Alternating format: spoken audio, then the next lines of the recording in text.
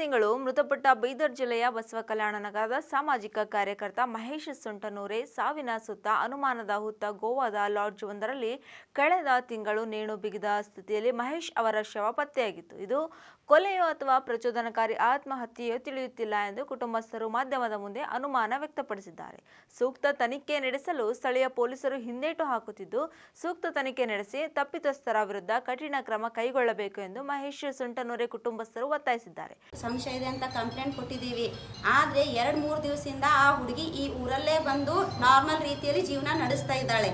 ಅದು ನಾನು ಪೊಲೀಸರಿಗೆ ನಿನ್ನೆ ಎಲ್ಲ ಊರಿನಲ್ಲಿ ಇರೋರು ಹೆಣ್ಮಕ್ಳು ನಮ್ಮ ಮನೆ ಮನುಷ್ಯನ ಜೀವ ಹೋಗಿದೆ, ಇಲ್ಲಿ ಬಂದು ಹೇಗೆ ಜೀವನ ಮಾಡ್ತಾ ಇದ್ದಾಳೆ ಅಂತ ಎಲ್ಲರೂ ರೊಚ್ಚಿಗೆದ್ದು ಪೊಲೀಸ್ ಹತ್ರ ನಿನ್ನೆ ಎಲ್ಲರೂ ಸುಮಾರು 100 ಜನ ಹೆಣ್ಮಕ್ಳು ಸೇರಿ ಪೊಲೀಸ್ ಸ್ಟೇಷನ್ಗೆ ಹೋಗಿದ್ವಿ. ನಾವು ಅಲ್ಲಿ ಪೊಲೀಸರಿಗೆಲ್ಲ ಕೇಳಿದ್ವಿ, ಏನು ನೀವು ಇಲ್ಲಿವರೆಗೂ 16ನೇ ತಾರೀಕಿಂದ ಇಲ್ಲಿವರೆಗೂ ಏನು ತನಿಖೆ ಮಾಡಿದ್ದೀರಿ, ಏನು ರಿಪೋರ್ಟ್ ಇದೆ, ಅವ್ರು ಬಂದು ಜೀವನ ನಡೆಸ್ತಾ ಇದ್ದಾರೆ, ನಮ್ಮ ಕಂಪ್ಲೇಂಟ್ ಬಗ್ಗೆ ಏನೂ ಇಲ್ಲ ಅಂದರೆ ನಾವು ಮಾಡ್ತೀವಿ ತನಿಖೆ ಅಂತ ಹೇಳಿದ್ರು ಅವ್ರು ನಮಗೆ.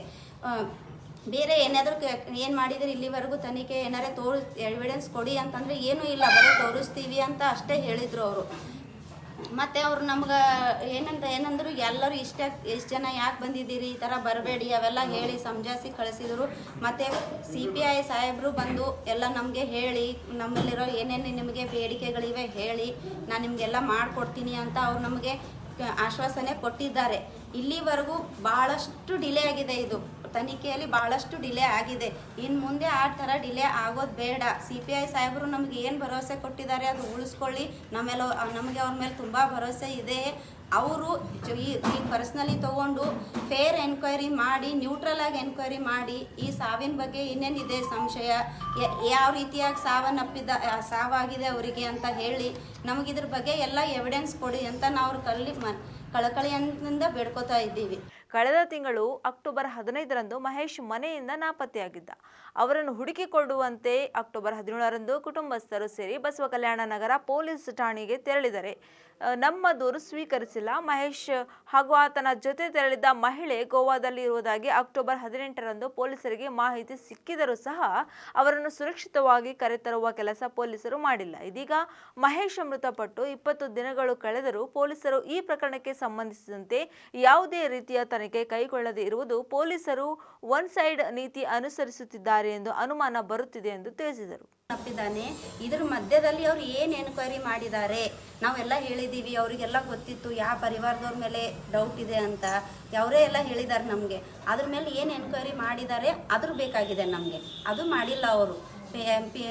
PSI ಅವ್ರು ಕಂಪ್ಲೇಂಟ್ ಕೊಡುವಾಗ ಹೇಳಿದ್ರು ನಮ್ಗೆ ಇವಾಗಲೇ MLA ಪ್ರೆಷರ್ ಇದೆ ಅಂತ ಹೇಳಿ ನಮ್ಮ ಕಂಪ್ಲೇಂಟ್ ಸಹ ತೊಗೊಂಡಿಲ್ಲ ಅವರು. ಆ ಪ್ರೆಷರಿಂದ ಅವ್ರು ಒನ್ ಸೈಡ್ ಆ್ಯಂಗಲಲ್ಲೇ ಅವ್ರು ಎನ್ಕ್ವೈರಿ ಮಾಡಿದ್ದಾರೆ. ನಮ್ಮ ಪರಿವಾರ ಮೇಲೆ ಅಷ್ಟೇ ಎನ್ಕ್ವೈರಿ ಮಾಡಿದ್ದಾರೆ. ಅವ್ರಿಗೆ ಏನು ಕೇಳಿಲ್ಲ, ಏನು ಮಾಡಿಲ್ಲ ಅವರು. तो आपको क्यों लगता है कि MLA जो है वन साइड से जो है प्रेशर डाल रहे थे, उनको क्यों प्रेशर डाला जा रहा था? ಯಾಕಂದ್ರೆ ನಮ್ಮ ಅಣ್ಣ ಪಾಲಿಟಿಕ್ಸ್ ಅಲ್ಲಿ ಓಡಾಡ್ತಾ ಇದ್ದ. ಅವರು ಏನು MLA ಇದ್ದಾರಲ್ಲ ಅವ್ರು ಅಪೋಸಿಟ್ ಪಾರ್ಟಿಯಲ್ಲಿ ಇದ್ದ. ಅದು ನಾರ್ಮಲ್ ಇದೆ, ಅವನು ಪಾಲಿಟಿಕ್ಸ್ ಅಲ್ಲಿ ಅವ್ರು ಅಪೋಸಿಟ್ ಅಲ್ಲಿ ಇದ್ದ.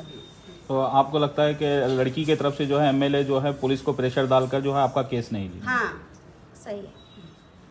तो अभी आप क्या कहें, अभी आप क्या चाहते हैं? ನಮ್ಗೆ ಏನು ಬೇಕಾಗಿದೆ ಅಂದರೆ ಈಗ ಎಲ್ಲರಿಗೂ ಇದು ಏನಾಗಿದೆ ಅಲ್ಲ, ಇದು ಇನ್ಫ್ಲೂಯೆನ್ಸಲ್ಲಿ MLA ಪ್ರೆಷರಲ್ಲಿ ಆ ಥರ ಎನ್ಕ್ವೈರಿ ನಮಗೆ ಬೇಡ. ಈ CPI ಸಾಹೇಬರು ಪರ್ಸ್ನಲಿ ತೊಗೊಂಡು ಮಾಡ್ತೀನಿ ಅಂತ ನಮ್ಗೆ ಏನು ಆಶ್ವಾಸನೆ ಕೊಟ್ಟಿದ್ದಾರೆ. PSI ಮೇಲಂತೂ ನಮಗೆ ಭರವಸೆ ಇಲ್ಲ.